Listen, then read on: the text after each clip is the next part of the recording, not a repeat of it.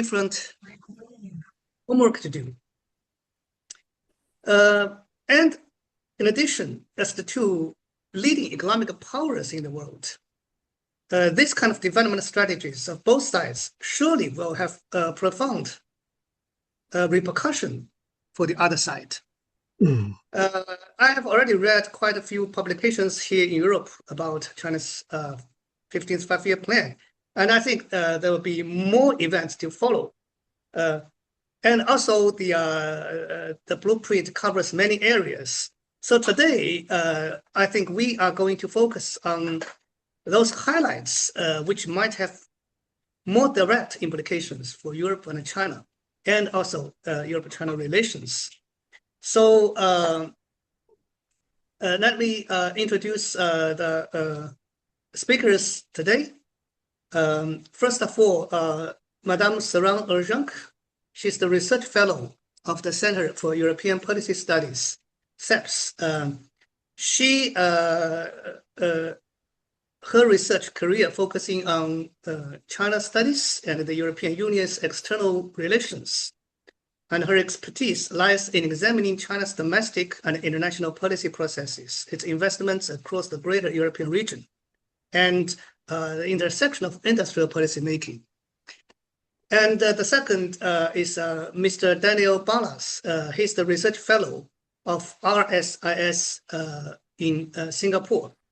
And his current research interests include international security, China's foreign policy, China and the Global South, China and multilateral organizations such as BRICS and the Shanghai Cooperation Organization, the Belt and Road Initiative, and China-EU relations. And we have Mr. Duncan Freeman, who is an independent researcher and a lecturer at the Brussels Management School. He taught and carried research on China's economic and policy developments, as well as on EU-China relations. And last but not least, we have Madame Wang Dan. She's the China Director for Eurasia Group, and she offers strategic insights on China's economic trajectory, policy making, and global influence. She previously served as the chief economist at Hang Seng Bank China in Shanghai and as an analyst at the Economist Intelligence Unit in Beijing. So we have a very distinguished panel of speakers today, and I found that since Daniel and Madame Wang are based in Singapore, so today we have actually a dialogue between Brussels and Singapore, but on China as well as on EU-China relations. So I will put forward a question to all the four speakers, starting with Madame Wang. So what is your assessment of China's 15th five-year plan, and what are its implications for China and Europe? So you have the floor, please. Thank you, Yanli. It's my great honor to be here. I just had a one-week trip in Beijing. I travel back about once a month. So this year is quite a special year because it is the first year of the 15th five-year plan and 1 year before the 21st Party Congress. So the pressure is very high across Chinese official system. The officials and the regulators have high compliance issues that they must actually accomplish all their social and economic target. So that is the bigger background. Any of the macroeconomic policies coming out of this year must be aligned with the 15th five-year plan. It basically has to be a long-term agenda. We haven't seen any, for example, direct policy response to the Iran war. So the monetary policy is not going to loosen or tighten because of the Iran war, because the concern is more about supporting this high-tech transformation for the future. And in the 15th five-year plan, there are a number of new things that I find quite interesting. One of them is this focus on upgrading the traditional industries. Of course, China has always been talking about upgrading the whole supply chain, but it has specifically listed all those different categories of sectors in such detail, and that's quite unprecedented. I think the signal here is to make it very clear to the market and to local government that the central government has this long-term commitment. So the money and the talents, the technology have to all flow in that direction. And in the first 2-3 years of the 15th five-year plan, a lot more focus will be actually in those in those traditional industries in terms of automation, the digital transformation. And it is not just to improve the capacity or upgrading the supply chain. It is also to create this new scenario. They love to use the word scenario, create new industrial scenarios that can absorb China's high-tech products. So the way that the government is addressing China's industrial challenges is that they know overcapacity is across the board. Although they don't openly acknowledge that, they know it happens. But it hasn't really pulled the economy into a disastrous stage because of the ability of the government to identify and create new industries. So for example, the suppliers for EV industry, the battery suppliers, the auto part suppliers, they could now actually pivot to become suppliers for robotics, for the satellite industry, by adopting a different standard, by modifying their products in a different direction. So in the economic term, this is basically to push this economic production possibility frontier. So it has been proven very effective in the past 20 years when China was trying to build a modern industrial base. And at this stage, it has become even more important because with this kind of capital investment, you can just foresee about another wave of this overcapacity towards the higher end of the supply chain. And the second aspect I find really interesting is this focus on lead. So the word is 领跑, so lead in the race. In the past five-year plans, there were always a sense of urgency that China has to catch up, has to bridge the gap in technology, in supply chain. But this is the first time ever that the government actually said they want to lead in a number of sectors. And they have listed specifically about 30-ish industries they would like to lead, at least in some of the core technologies. And those industries are divided in two categories. One is the emerging industries that we're very familiar with. That is the sexy whole EV supply chain, the new material, the low altitude economy, which is centering around drones. And then there's the category of future industry. And that is, say, the nuclear fusion. I know Germany has a pretty big program, and its government supports it also in that direction. There's the 6G generation of telecommunications equipment, and also the robotics. So for both industrial and commercial use.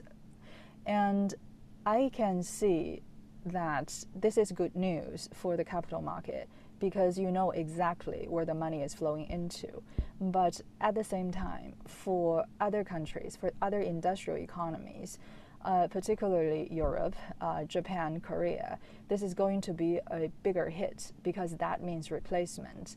When China can produce more towards a higher value-added segment of the production, other countries basically don't know what to trade with China. And for the green industry, that's supposed to be a foundation for collaboration between China and the Western economies, but it has become this political issue because it does involve a number of sensitive technologies, also involve the data issue. So even for the Chinese policymakers, they are facing increasing pressure from domestic and from foreign players that they need a different approach. But what I'm worried and also already see this signal of trend is that the government is only going to double down on this industrial-driven approach because they believe this is the only way to bring China from a mid-income country to a high-income country and double its GDP by 2035. This strategy, of course, I have a lot of sympathy to because clearly a lot of middle-income country could be falling into this middle-income trap if there's no productivity growth or technology breakthrough. But China is doing it too fast. So this past 5 years, already kind of gave me a sense that it's more like the 1950s. When China was devoting most of its resources in heavy industry, in manufacturing, high tech, while ignoring the social welfare. And back then, we knew what followed the 1950s. That was the Cultural Revolution, because the political environment was so tight towards the end.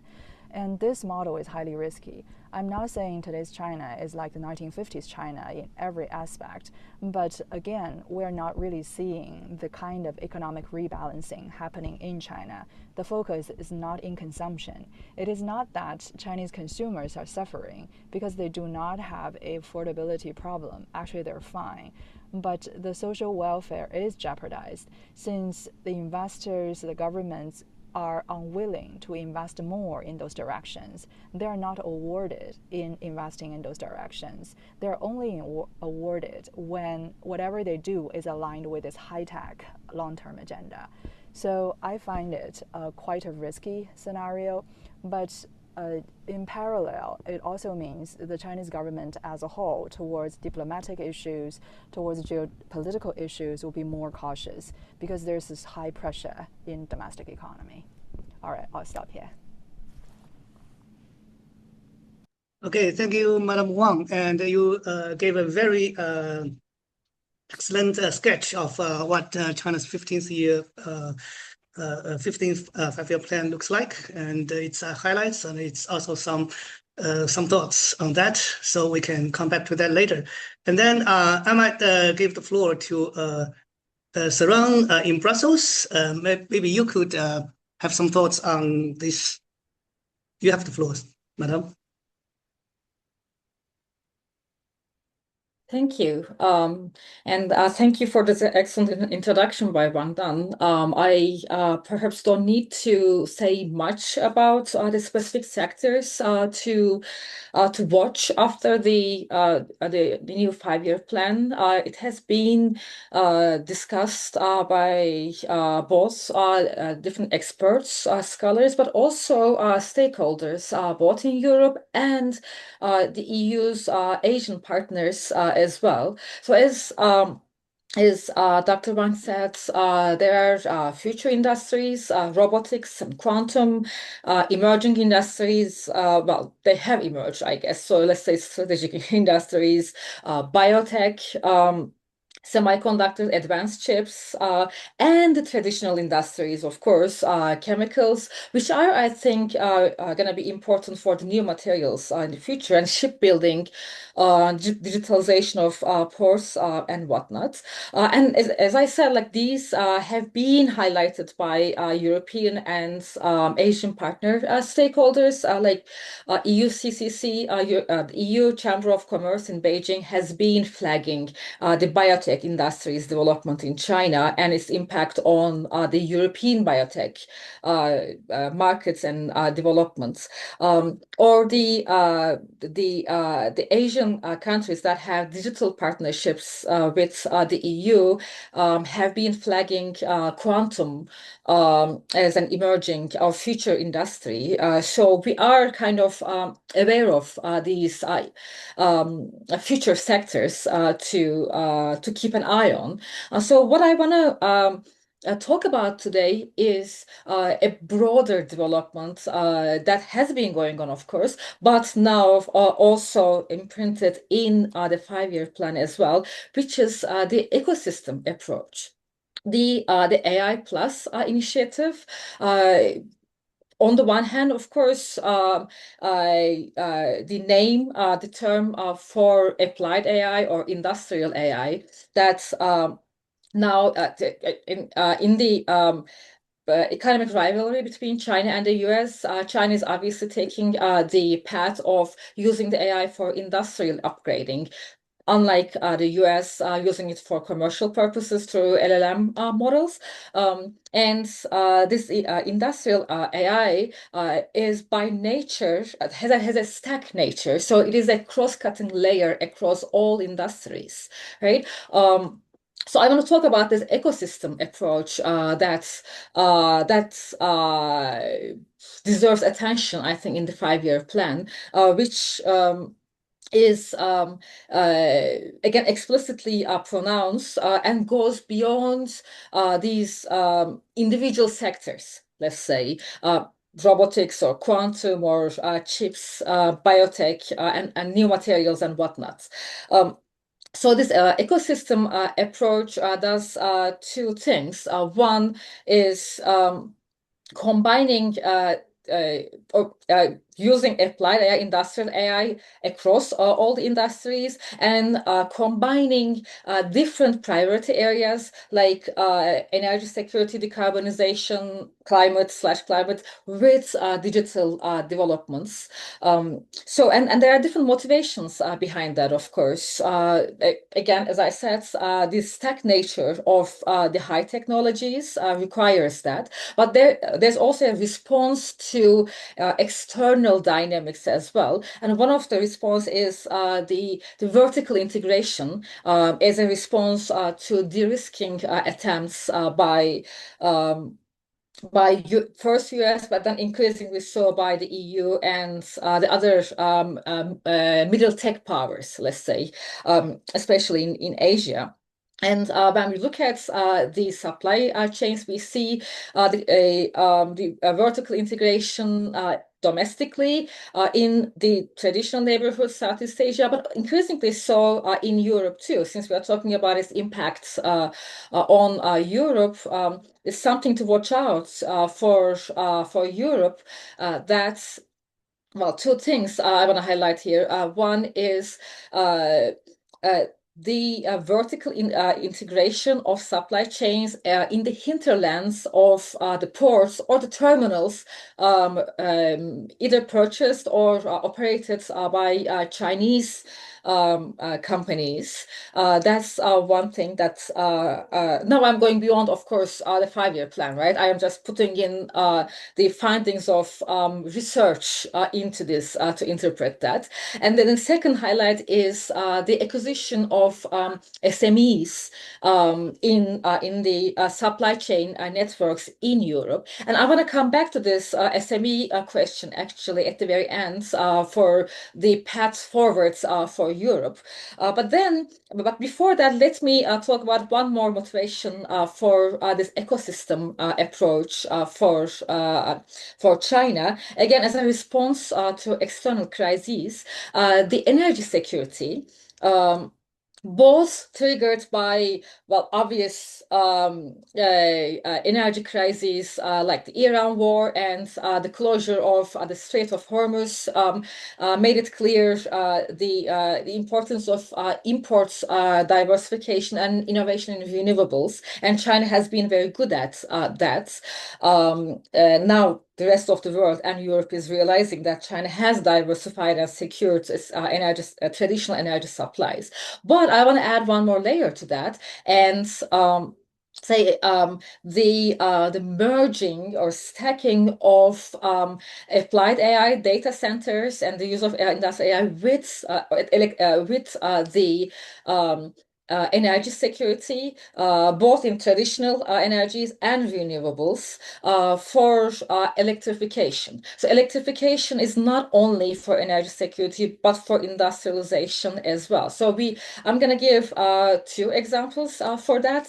One is in the traditional sectors. LNG sector is now being repurposed, not in a systematic way, but more like in pilots, experimentation zones, let's say, repurpose to also include renewable energy plants. Like green hydrogen, and also to support data centers, both domestically and internationally. And the second example I want to give is from the renewables.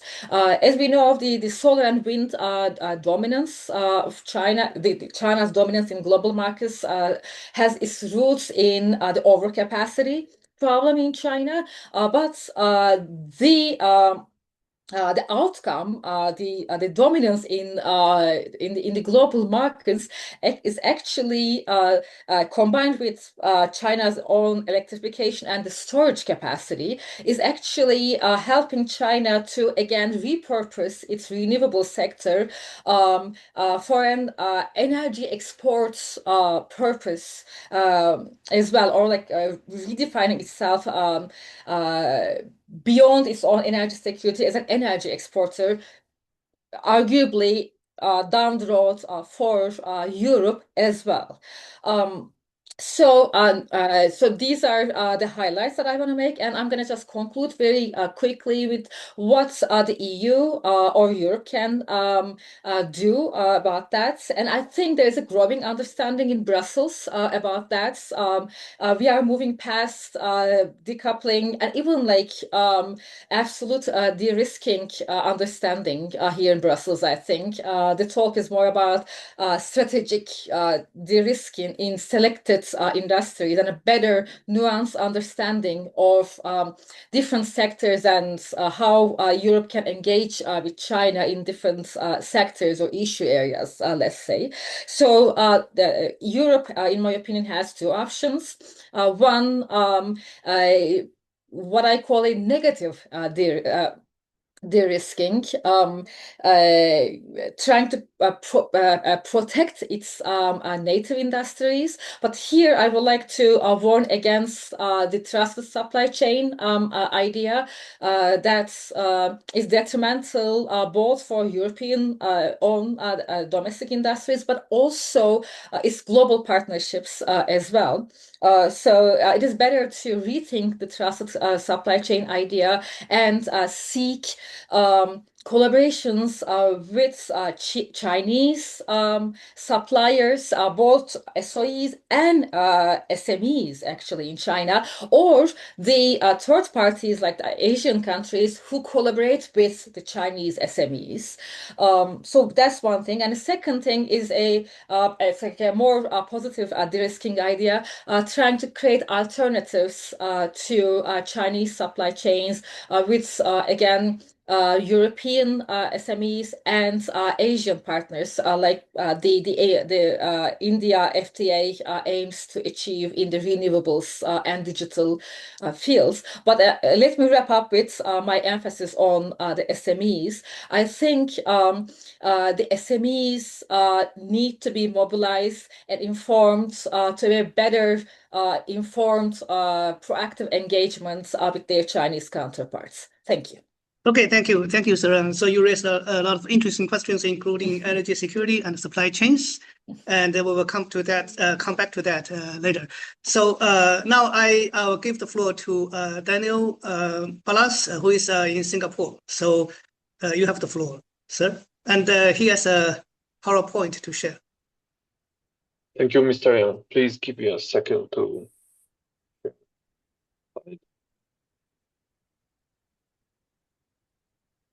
Yes. Good day, everyone. My name is Daniel. I'm with the China program of RSIS, and I would like to thank the organizers, ICS, for inviting me. It's a great pleasure to be here today and say a couple of words about the 15th five-year plan and its implications for EU-China relations. So, in order to understand the implications of the 15th five-year plan for EU-China relations, I think we have to understand the background in which it emerges. And I think the background, as far as EU-China relations are concerned, is a mixture of achievements and frictions. As far as achievements are concerned, in the past couple of months, we have seen an uptick in interaction, high-level exchanges between the two sides. Last July, there was the EU-China Leaders Summit. There were member state leader visits to China after that by President Emmanuel Macron and German Chancellor Friedrich Merz. And even more recently, there was a European parliamentary delegation visit to China. So I would consider these achievements because these interactions give an opportunity to leaders to share their respective positions about issues of mutual concern or shared interest. At the same time, it's not all sunshine and rainbows in EU-China relations. So there are some frictions as well. So from the European side, the perception is that certain elements of Chinese economic policy cause market distortions and lead to an imbalanced economic relationship between the two sides, which favors China. And the EU kind of copes with this situation with what it calls economic de-risking, and it manifests in measures like anti-dumping and anti-subsidy tariffs on Chinese goods, and FDI project investigations such as the BYD plant in Hungary is being investigated for unfair subsidies, and also the CRRC project in Portugal is under investigation by the Commission for a similar reason. China looks at the relationship from a different angle. So the Chinese argument is that interdependence between the two sides is not a risk, and in this context, it criticized some of the EU measures as being unfair and discriminatory. At the same time, China also has certain measures in place which kind of limit European companies' activities in China. So China also has anti-subsidy and anti-dumping tariffs on certain EU goods like dairy and pork. And also there are some national security reviews, national security audits on European telecom providers in China. So I think the context is roughly an economic recalibration ongoing between the two sides. The EU is pursuing an agenda of strategic autonomy and economic de-risking, while China is pursuing economic growth on its own terms, and this kind of has an impact on the relationships which are being kind of recalibrated, restructured at the moment. So the 15th five-year plan was approved in this context, and it's a huge document, as Mr. Young has pointed out, 60,000 words. So I will just focus on those parts which I think have some implications for EU-China relations. So there is an emphasis or commitment in turning domestic consumption into a key driver of economic growth. There are certain parts which talk about coordinating imports and exports to strive for more sustainable trade. 韦教授，哎， And there are also some sections talking about market openness and a reduction of the FDI negative list. And of course, as the speaker before me has very correctly pointed out, there is a lot of emphasis on technological staff sufficiency. So the potential impact of these aspects on EU-China relations can be the following. So I think some of these commitments articulated kind of might resonate positively with the European side, because, so for example, when it comes to domestic consumption, it has been European policymakers and other policymakers have been kind of calling on China to give greater emphasis and greater role for domestic consumption in its economic growth. When it comes to import-export balance, it's the same. The EU has long articulated a concern about the trade surplus of China when it comes to their commercial relationships, and also market openness, because from the European perspective, there is something they call a non-reciprocal market access between the two sides. So the narrative is that China has a greater access to the European market than vice versa. And so therefore, this commitment to greater market openness might resonate positively with Europe. At the same time, the emphasis on technological self-sufficiency has kind of immediately raised some concerns in European observers that there might be some, in the future, there might be some surplus production in these areas. And then therefore, this whole issue of producing too much by China just moves into different sectors. At least that's what some observers have pointed out. And so my conclusion is that actually I think the 15th five-year plan is not going to cause like a fundamental pivot in EU-China economic relations. Rather, it's going to speed up a process that has already started a couple of years ago, which is this ongoing economic restructuring between in their relations, and so the mutual benefits require sophisticated implementation. I think what I mean by this is that the EU is pursuing its own strategic interests. China is also pursuing its own strategic interests. So the challenge is to how they can pursue their strategic interest and at the same time identify areas of overlapping interest and identifying areas where they can productively work together. So I think that's going to be the challenge of the next 5 years. And with that, I'm at the end of what I wanted to say, and it's exactly 7 minutes. So thank you. Thank you, Daniel. So you gave a very good sketch of how this 15th five-year plan will influence EU-China relationship in the next 5 years. And now, for the first round, finally, I will give the floor to Mr. Duncan Freeman. You have the floor, sir, please. Thank you. And thank you for the invitation, and thank you for inviting me to a really interesting discussion. And there's been so much said already. I'm not quite sure if I can add anything new, but I'll try and be brief. And I think one of the things reading the 5-year plan is that one of the striking things is that a lot of the issues that China faces and Europe faces are the same. I mean, if you look at some of the sections in the 5-year plan, talking about things like the environment, health, aging, and so on, there's a lot of parallelism there between what China faces and what Europe faces.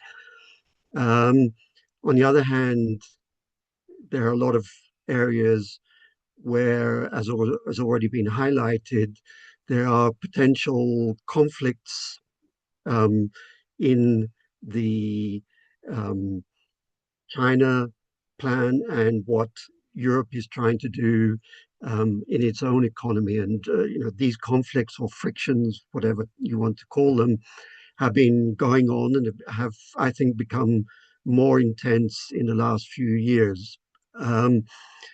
And Europe now has been at a stage and is at a stage where it's seeking, in some ways, to do unto China what it sees China has done to Europe. And so a lot of the policies, for instance, in the recent Industrial Accelerator Act proposed, are in some ways intended to parallel Chinese policies or counter Chinese policies. The European Union doesn't necessarily say that it's trying to learn from Chinese policy or to adopt Chinese policy, but this is in fact what is occurring. And I think in some ways, while it is true, and I would agree that if you look at some of the detail of the 5-year plan,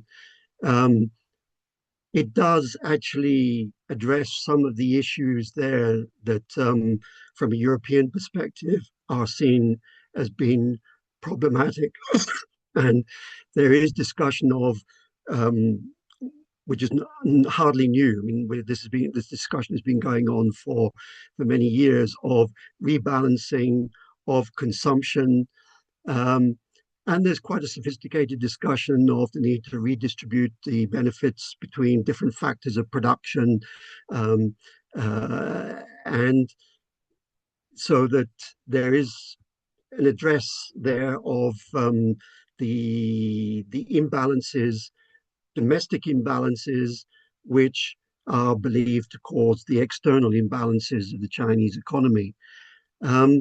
However, there is a lot there also which addresses issues and actually uses sometimes almost exactly the same language as Europe has been using for a number of years in relation to China. When it talks about things like supply chain security, energy security, the linkage between economic security and national security, which is actually quite strongly highlighted in this 5-year plan. It addresses these issues quite directly, and looks at it in terms which are very similar to the way that Europe looks at the issues. Now, this poses a problem. For instance, if if Europe is talking about its supply chain security and attempting to counter what it believes is the risks of dependence on supply chains that involve China, where at the same time China is talking about its supply chain security and the need to securitize its supply chains. It creates an increased potential friction between the two sides. And one of the key issues, for instance, we all know it's been under discussion for many years, but it's become very problematic in the last year or so, is the issue of rare earths. And now we have all kinds of rare initiatives around the world involving different parties intending essentially to look to secure their supplies of rare earths. But in the 5-year plan, it's quite clearly stated that China will continue or seek to maintain its advantages in the rare earths industry and other related industries. So China is not entirely unaware of what is going on in the outside world, is extremely aware of what is going on in the outside world, and is in this domain, which is a very critical one, is seeking to maintain its advantages, to counter the efforts of Europe, the United States, Japan, and so on, to seek to secure their supplies of rare earths. Again, contradictions arise. So I think in the 5-year plan, while it does address issues and potentially seek to resolve issues that have been the cause of frictions within the relationship between Europe and China, at the same time, quite clearly, and again, it's been mentioned, the emerging industries which are talked about in the 5-year plan. Well, yes, I mean, that's what they're called in the 5-year plan, but they've already emerged. They are already a source of considerable concern in Europe. But it's the future industries probably are the ones that we need to be looking to, because these will be the future challenges in the relationship with China. We have to deal with the ones which have already emerged, but we have to deal with the ones which will be the future challenges. So from a European perspective, I think while Europe is attempting to deal perhaps with what it sees as being the existing problems, there will be a lot of emerging problems. There will be countermeasures from China to react to what is happening in the external world from Europe, the United States, Japan, and other major actors. And I'm not sure yet that we see a clear path to resolution and removal of these frictions. So I will leave the discussion there with those very broad ideas. Okay, thank you, Mr. Freeman.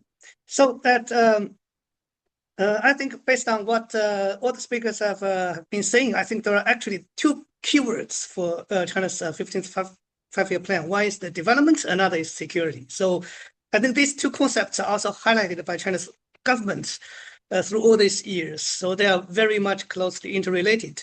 Now, I might pose a question to two speakers from Brussels, maybe starting with Mr. Freeman and then Ceren. That I think in China's 15th five-year plan, it also has devoted a specific sector on ensuring economic security. And that is also a keyword in European policymaking. So in your mind, what is the difference between the concept of economic security for China and for Europe? And both of you mentioned the supply chains. And I think in China's economic security concept, it also stresses about the insurance of supply chains. I think the emphasis is much more on the kind of to build up some national reserve domestically. But the words devoted to the outside world, I mean to external relations, are very brief. Just to enhance cooperation with the outside world regarding energy and security, and us as well as to ensure the safe passage of international transit routes.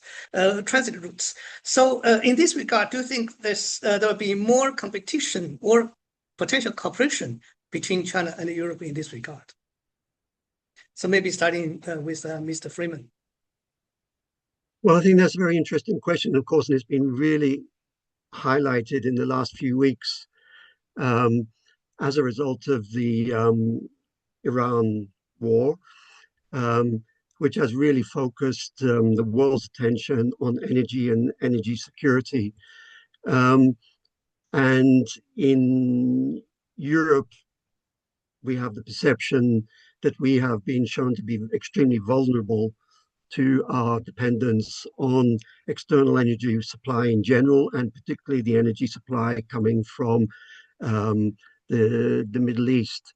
And the perception is that China has certainly suffered significantly less in the impact directly than Europe has, and this has been the result of an approach to the energy system in general and energy security in particular, and particularly the commitment of China to renewables, electric vehicles, and so on, that has created a difference in how the impact has borne out. I think there is a difference. I think, well, what I would perhaps argue is that it's not necessarily a difference in concept of energy security. In a sense, what we're both talking about here is energy independence, fundamentally, to be able to have security of supply domestically, which is very much China's view of security and energy security in particular, and also to some extent the European idea of energy security. What is different is that I think in China is that this approach has been much more integrated into policy than it has been in Europe. And it has been integrated into policy for a longer term than it has been in Europe, which is why we have the electrification and the so-called creation of the electro-state in China, which we don't have here in Europe. So I think it's not necessarily a difference in concept so much. It is that it has become much more an integrated part of Chinese overall economic policy making than has been the case here in Europe. Okay, thank you. Yeah, very insightful. And then let's hear the views of Ceren. And I think in order to allow as much time as possible for the later Q&A session, so maybe for my questions, each speaker could, limit their response to within 3 minutes. So, Ceren, you have the floor. Okay, 3 minutes. I'll try to stick to that. So the differences in the definition of economic security. I think by now there's not much difference, but the starting point for China was different. And in response to the economic security measures by Europe and US and other actors, its economic security definition has changed and got more defensive over times as well. Like if you look at the previous 5-year plans, for example, the 2010s, the Made in China 2025 era, let's say, is much more about globalization and interdependence and then again production networks but then with the increasing intensity of the US de-risking from China, the trade wars, we see the concept of dual circulation, a more protectionist approach, a shifting focus away from global production networks, interdependence, towards China's version of trusted supply chains. And now, with the current 5-year plan, as I mentioned, the ecosystem approach is actually not a withdrawal from global economy, but securing all ends of its supply chains and production networks for its own domestic economic security. So the definitions of economic security have converged actually over time due to the decoupling, de-risking concepts and the industrial wars going on for decades now. The practical implications, of course, as Duncan mentioned, EU is not a nation state, right? So there's the internal differences, regional, sub-regional differences in Europe is more pronounced, different legislations and everything. But I would like to still highlight, and I think that was one of the points of Dr. Wang as well today, that the central government in China still needs to appease the local governments, who needs to appease the local populations, both workers, informal workers and wage workers, and also the SMEs, which are still the organizing engine of the Chinese economy as well, at least partially. For the second part of your question, Director Yang, I think what we are experiencing in Brussels is the gradual warming up to the concept of double de-risking, not only de-risking from China, but especially with the second Trump era, the need to de-risk both from China and the US. And it is still a thought that is not fully there is not a full consensus on that in Brussels, but there is a gradual shift in the perception of China, I think, in Brussels. So I see more and more discussions about engaging with China in a more subtle, nuanced way, in an issue-based or sector-based manner. Again, like I talked about like different stages of 5-year plans in China. Let me give an example from the European side. The different versions of Global Gateway. It started as a like black and white alternative to BRI. And the second version was much more the flagship projects of the second version acknowledge China's presence in the target regions. And I think we will see the next round of flagship projects engaging with the Chinese companies, suppliers, or financing institutions even more. In a again sector-based, issue-based manner. Okay, yeah, thank you for your insights, and then I will turn to Madam Wang. So just now you mentioned that China is for the first time wants to lead in certain industries, And not mentioning, not repeating the former calls for catching up. But now it is the Europeans' turn to say the term catch up, because that was the exact term I heard when I attended an event a few weeks ago in Brussels. So do you think in which sectors that the European industries will be mostly affected by this potential leading role of China's industries, and how Europe will respond to that? Thank you. So for the whole green industry, China, I think it's safe to say China dominates the whole supply chain. And for the upstream equipment, China still need the European equipment, European technology, and their technical assistance. But the fact that China is committing so much to develop this area of expertise means there will be more of a local substitution in the coming years. And for other areas, I believe the European market actually is the one thing that top officials in China concern the most. When we think about what sectors in Europe will be affected by China, it's basically every sector. And sooner or later, China is going to expand to this point that other countries feel that they have to defend more of the domestic market and domestic companies. And the European countries, because as an economist, I won't pretend I know geopolitics, but it doesn't seem like the European countries are comfortable with a real retaliation against China. So far, the measures are mostly along the line that China should invest more in Europe. So there's a collaborative relationship. Then there can be some technology transfer.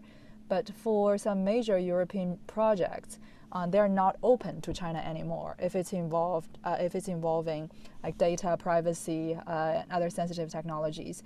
So for China, this is creating additional urgency that they have to develop everything on their own. I don't think it is a good move, actually, even from the economic perspective, because eventually China still needs the market. If the market access is too difficult, it's not good. But because there's not strong enough pushback, this model will just keep expanding until it hits something and then stop. Okay, thank you, Madam Wang, for your insights. And then let me turn to Daniel. So just now you mentioned that quite a few highlights in China's 15th five-year plan is kind of a response to try to address concerns of the European Union. But it will not make a very big change. But there are some, this is a process of recalibrating the policies and relationship between the two sides. But I think one of the core concerns of the European side is the overcapacity in China, and also it was also mentioned by Madam Wang and other speakers. So, do you think how this China's 15th five-year plan will address this issue of overcapacity, especially concerned by the European Union, during the next 5 years? Thank you. That's a great question, and probably the billion-dollar question for the EU. I think. Based on my understanding of the 15th five-year plan and the related observations, is that there is one section that has been highlighted that might address overcapacity, and I think that's about there is some talk about kind of rationalizing the production between provinces and like having a common market. And so that has been analyzed as it has the potential for addressing overcapacity, but overall there is an overwhelming skepticism about how overcapacity is going to be and overproduction is going to be addressed in the future. So that's going to be actually one of the biggest challenges to sort out in the process of this economic recalibration of how China is going to address it, for instance, because then it is also possible to divert those exports into other markets, and therefore the European concerns are less pronounced because all those goods end up in different markets, not on the European ones. But overall, I think my shortest answer is that it is not overproduction per se is not being directly and comprehensively addressed in this document, but it may be later in the process of implementation, because this is just a guideline. I think a lot will depend on the implementation itself. Thank you. So now I think it's time for us to turn to Q&A session. I've already had some questions listed in the chat box, so I will read them in the order they are received, and then I welcome more questions from the audience. So the first question is from Isabel Mansai, and it's about she would be interested to know more about what Madam Wang meant with the consequences of current China's official choices not being optimal for the population. And this is the first question, and I will read all the questions and I'll give the floor to the speakers. The second question is from Mr. Kate Gazert, question for Dr. Freeman. Beyond economics, can China play a role in topics like Iran war? So this is more about geopolitics. And then the third question is from Lin Fang. And regarding Dr. Wang's earlier point that the rebalancing toward the consumption side has not materialized, she would like to raise two additional questions. First, as you mentioned, while current domestic consumption and welfare are not optimal, it is not the case that household consumption is suppressed. That is, people have the disposable income to spend. From your perspective, if a rebalancing toward the consumption side is needed, which specific sectors should be strengthened? Healthcare, education, or something else? Second, regarding the further development of the Chinese economy, is rebalancing toward the consumption side the only path forward? From an economic theory perspective, both supply side and demand side stimulus have their own justifiable logic. So I'd like to clarify, for China at this stage, is this rebalancing intended to mitigate the risks associated with the double down on tech investment, or is it a superior path for economic development? And the fourth question is for Dr. Freeman. How has China's 5-year plan been treating its security interests differently in the South China Sea, or IOR? IOR, I think it's Indian Ocean region versus the rest. I think this is from Vivitha Jayasalam. And the final question is from Mr. Zhang Chao. And he actually has a question for all the speakers, that German Chancellor Friedrich Merz has said he can imagine a trade deal with China in the future. What does that mean? So maybe we can start from Madam Wang, because you have a quite 2 or 3 questions to answer, and then I will give the floor to the other speakers. Please. So for the first question on China's local officials, their incentives of implementing the central government policy and innovate for local policies have changed since President Xi took office. That was 2012. And over the years, you can see this heightened sentiment of compliance. So they'd rather not do much than doing things that are wrong, because once you do something like approve a certain project, then you're held accountable for life. And I see this as the most fundamental change, actually, in China's economic policy making. And previously, when we think about China, it was the implementation that people thought was stellar. You know, if there's a central government policy, it will be implemented, and also the local officials would innovate in certain way that benefit different parties and generate fiscal revenue. But the longer we stay with President Xi, the more it is the case that people start to stall. So there's a lethargic feeling when you talk to the Chinese officials, especially since COVID. We still remember the dynamic zero COVID strategy. So this is the natural logic of the system. And if they are following one direction and they know that they won't be punished for that direction, then all the activities is squeezed into that narrow channel. But for the areas that are not covered or not mentioned by the central government or Xi himself, then there's absolutely inactivity. And if we visit China now, I just came back from China, I basically visit there once a month, and you can sort of get this sentiment that streets are getting emptier everywhere, including Beijing and Shanghai. For smaller cities, it's slightly better. And for some of the central capital cities like Chengdu and Wuhan, there seems to be more of a balanced life, but still, every major city is losing population.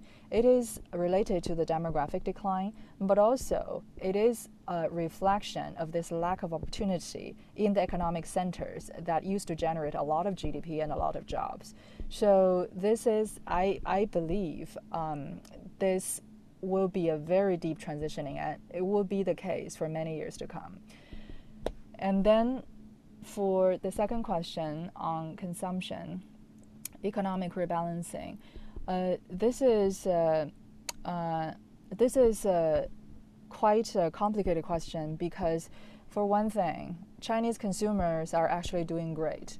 So when we think about the consumptions are depressed in China, which is true, there's a lack of demand, but also there is no affordability problems, and the variety of goods in China is so much better than every other country. So, for example, if you want to get a faucet in China, it's like easily 800 different units that you could just buy from any sources that you want. But in the US, for example, then it's just 5 different faucets and you need to go pick it up yourself. So it's very convenient, very cheap to live in China. And also because of the last 30 years of the wealth accumulation. So in fact, the economy is very well buffered. For an average family in China, their saving can last easily for 3 years without additional income because of this low cost of living and also because of the high home ownership. And it's close to 100% of Chinese population that actually own their home. So no one is really going homeless, but people don't feel happy. And that is the one thing that the Chinese government cannot achieve since COVID started. If we think back of that period, in 2021, that was the peak sentiment of Chinese economy. Supply chain was doing great. China sort of tackled COVID, at least the way the Wuhan lockdown, everything seemed great. Global dependence on China increased. But after 2021, in 2022, there was the housing market correction. It was intentional by the central government. It was not due to the business cycle. Basically, the government said we need to do deleveraging. So the housing market crashed. And not long after that, it was the Shanghai lockdown. So the whole consumer market and the general sentiment haven't recovered from that period. And the government is not really eager to address that issue. Of course, they try. They try to improve the market sentiment. But because they are not willing to bail out those real estate developers for good reasons, and they're pursuing high tech, especially AI, at a high level of enthusiasm, even at the cost of short-term employment, for the youth unemployment, for the migrant workers unemployment, the AI replacement and automation were the main culprit. So you can't force people to be happy. And that's why I don't think the economic rebalancing is really happening towards a direction to improve people's income perspective. Although for consumers' purchasing power, they're not really hurt by very much. I think there's a second part of... And there's a question about a free trade agreement proposed by Chancellor Merz with China. Oh, I think that's for everyone. I'll wait until the end. Yeah. Okay, thank you. I think, it's interesting that you raised the point that about the Chinese government officials, their performance in implementing the policies. But I think it's one point that the central government and President Xi, I think, has noticed that problem. So there's a kind of recent, initiative to promote kind of correct understanding of governance or correct mode of governance for both central government officials and local countries. So maybe this is part of the efforts to address that problem. And also, you mentioned that the Chinese government officials are under high pressure because this is the year leading to the next year, which will have the 21st Party Congress. So I think this is there's also pressure on Chinese government, especially for those officials to perform better. Maybe that's the impression. Yeah. Yeah. The political incentive is there, but just look at all the purges and the anti-corruption campaign going on in different sectors. I think the signal are very conflicting. People still try not to do things to make a mistake. Yeah. So maybe you need some time to improve, but maybe the how to say the initiative is already been there. So so maybe now we'll turn the floor to Mr. Freeman. So you have two questions to answer, and including plus that one from Dr. Zhang Chao about Chancellor Mert's initiative or proposal.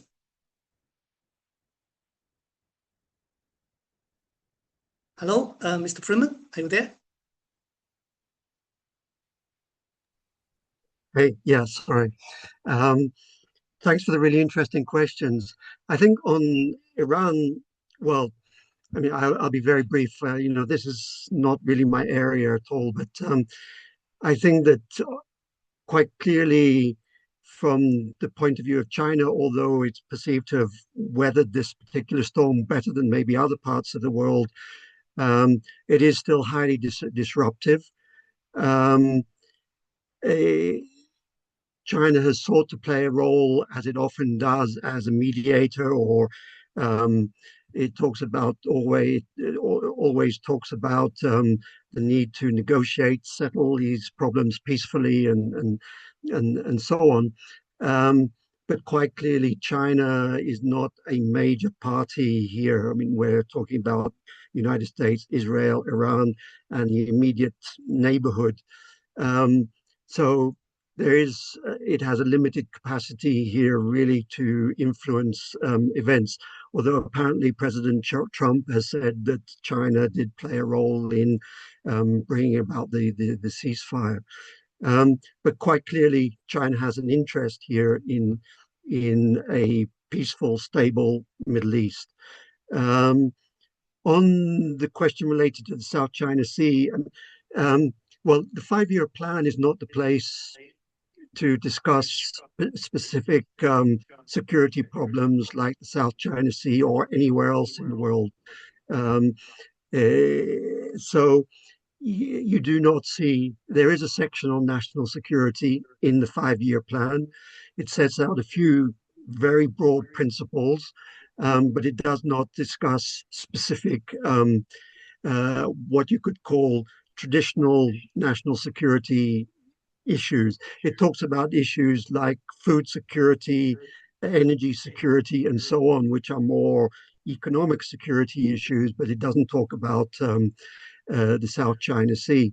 What China is talking about here perhaps is what it would call a comprehensive idea of national security, which means economic security, technological security, everything related or the basis of more traditional aspects of national security, but not specific national security issues. On the trade agreement question, I think that was a very interesting proposal by the German Chancellor. Generally, for the last many years, many years, the European Union position has been we will not negotiate a free trade agreement with China. I mean, this has been a no, despite the fact that China's in the past talked about this quite frequently. There's been a number of proposals. I mean, especially in China, think tanks have written long studies on the potential for a free trade agreement between the EU and China. The European Union has consistently said, no, we don't want a free trade agreement with China. I think it would take a lot of negotiation and to come to a consensus within the European Union on the need for a free trade agreement with China, if that's what he meant. I'm not quite sure if that's really what he meant, or some kind of other more broad free trade agreement with with um, with China on some of the problematic areas that exist between the EU and China, which is something which potentially is up for discussion, but again would require consensus within the EU. What is the EU looking for in any kind of agreement between the EU and China? Okay, thank you. So before giving the floor to the other speakers, I will just very briefly about South China Sea. I think, yeah, maybe we can dedicate another session to South China Sea. But from my reading is that, I don't think that China's 15th five-year plan will change anything about its, policies toward South China Sea and other, international hot issues. But I think there's 2 points that can be noticed. That one is that I think China's more relying on a very stable and predictable international environment. So I think China's the overall posture will be much more conciliatory. And at the same time, I think China is also growing more self-confident in addressing these issues. I think that's one sentence in that 15th five-year plan. It's about China's got more top boxes, to manage the situation. So I think roughly the wording. So I think that shows the growing self-confidence of China to address these things. But surely we could have more discussions on this topic in another session. And now maybe let's hear the views of Ceren and Daniel about the free trade agreement. So first, maybe Ceren. Thank you. Yeah, that's a very interesting question, actually. And it's a perfect textbook example of the internal cohesion problem, both the EU, but in Germany too, because Germany has been heavily debating a harsher stance towards China versus like a more pro-engagement stance. And I think what's tipped off the balance for the councillors within Germany is the huge impact of Chinese EV industry on Germany. So we know that now the automotive industry in Germany, which is the trademark industry in Germany, right? Like some I have heard in Brussels, like some called it not only an industry but a part of the German identity, right? So the automotive industry in Germany is laying off its skilled workforce in big numbers in the last couple of months. So it is in a dire situation. And the concerns about SME acquisitions in supply chains and the Chinese takeover of the port hinterlands are also issues of concern for Germany too. So an FTA would regulate all these concerns that are already happening. So I think that is what triggered the chancellor's words. And I think Germany, of course, it's a big player in the EU, right? And in Europe-China relations. But I think Germany is not alone in seeking bilateral relations with China, besides the EU position, which comes across not flexible enough to meet the current challenges. Like von der Leyen, for example, immediately rebuked the German chancellor's suggestion of FTA without even opening, room space for debate. But, for example, Spain, Sanchez talks about not an FTA, but the heightened status of strategic partnership with China, and also openly communicates that he considers breaking up or breaking away from the EU's China policy to have a more autonomous bilateral policy with China as well. So that's why, again, I'm going back to the recommendations I had for the EU at the end of my talk, my intervention, that the EU needs to address the concerns of all the member states, all the sub-regions of the EU, and stakeholders, including the SMEs. Just like one additional note on that, the Global Gateway, I talked about Global Gateway also changing its identity, let's say, from being in a position to be arrived to a more nuanced engagement with China. The smaller member states also complain that there's not enough room for their SMEs in Global Gateway. And it's the same thing with engagement with China. So I think we will see more clashes between member states and the EU on China policy. Okay, thank you. So, Daniel, you have the floor. Thank you. I think I will answer the question in a more broader level. So I think what this comment reflects actually is a trend in the dichotomy in the relationship between Europe and China, the EU and China. So relations have been difficult at the level of institutions. So most of the restrictions concentrate there, but there has been a significant advancement of relationship with the member states. So there is a dichotomy there of more openness at the member state level and less openness at the institutional level. But the member states have to acknowledge that they operate in an environment which is the EU. So before advancing on this on any trade deal, I think these kind of differences have to be reconciled. And for now, I think that those member states which are interested in deepening the trade cooperation with China has not managed to mobilize enough support to push this through. Okay, thank you. So we have actually 2 minutes left. So maybe if there are no further questions from the audience, maybe I will invite all the speakers to use maybe each of you to use half a minute to wrap up your thoughts on that. On this session. I think I will start with how about Madam Wang? You could. So I think it is more of a dilemma for Europe than for China. And this is just my perception. So for my job and my previous job, I do interact with the policymakers on the implementation level a lot. There's a general dismissive attitude towards EU because the consensus is that there's no concession on the EU side.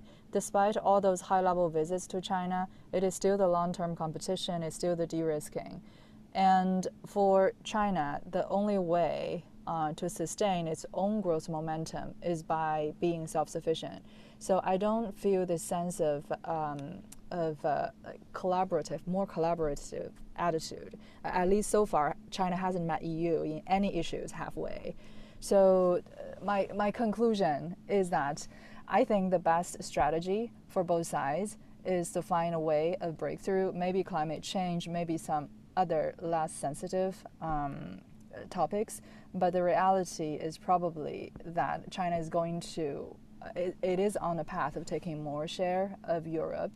And unless there is a way that both sides can collaborate on something, otherwise I just don't see this improve in any direction. Okay, thank you. Thank you for your very constructive proposal. And then Ceren?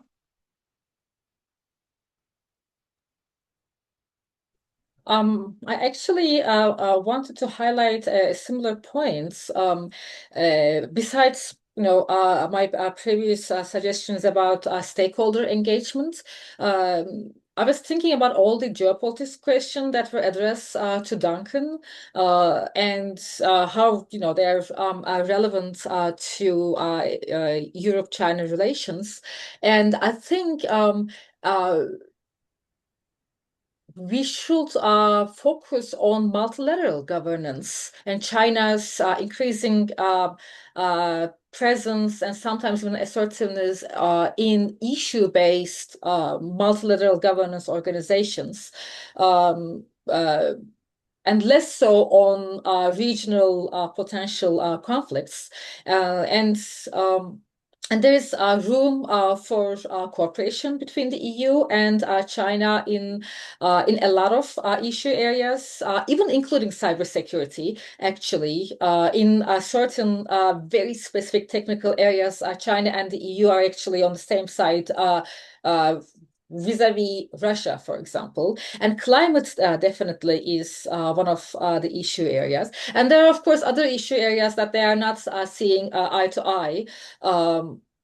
But still, a multilateral governance, and especially now that we are mourning the end of the global order as we know it, it is even more important to actually invest time and energy on proactive engagement on that.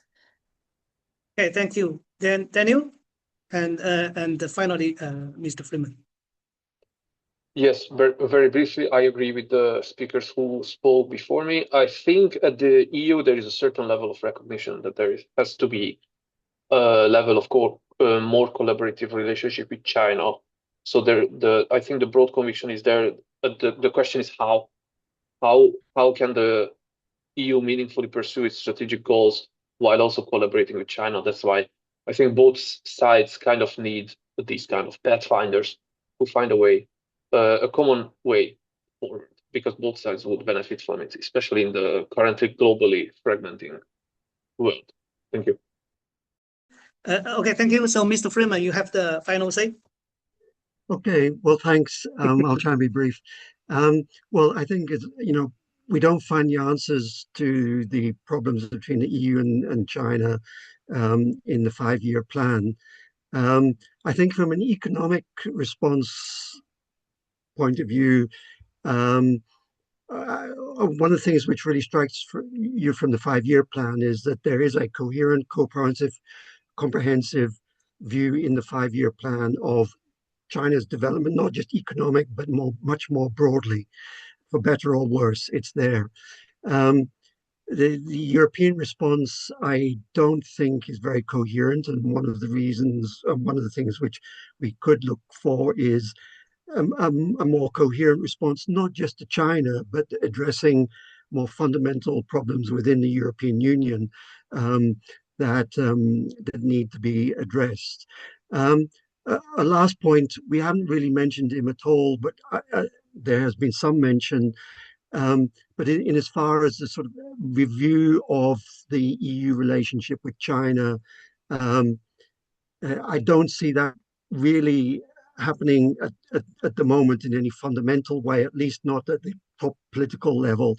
But quite clearly, a very important factor will continue to be the transatlantic relationship and the impact of Trump and his policies globally and on the European Union, where we can no longer see Trump as not having a real impact on the European Union.